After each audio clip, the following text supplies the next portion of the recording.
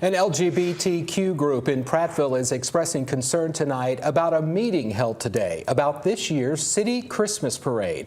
The Prattville Parks and Recreation Board met to discuss the idea of handing over the parade to an outside third party. The mayor said he floated the idea in an effort to remove politics from the parade planning process, but some question that motivation. You may remember the city tried to exclude the LGBTQ group Prattville Pride from last year's Christmas parade, but the group filed legal action and the courts ruled they must be allowed to participate. The group now worries if a private group were to take over, it would have more leeway to exclude groups it doesn't like. The city did not respond to that concern, saying instead that the private group would take the workload off of the Parks and Rec Department.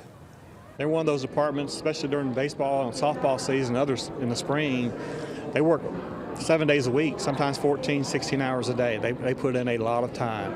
So this would cut back just a smidge on overtime, perhaps. If a third party can come to us next year and show us all the benefits, you know, the pros and cons of us running or them running it, then we'll be happy to look at it. Obviously, we're concerned, but I was actually pleased with the way that this committee meeting went. I feel like the majority of the committee feels like there would be a definite need for a longer notice before they implement a third party. Our concern is that if they did hand it over to a third party, who would that third party be?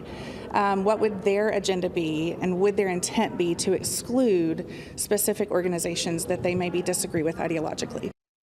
In the end, the group today that met decided that because planning for this year's Christmas parade had already begun, they would not bring in a private group, but they say they may revisit the idea next year. A now fired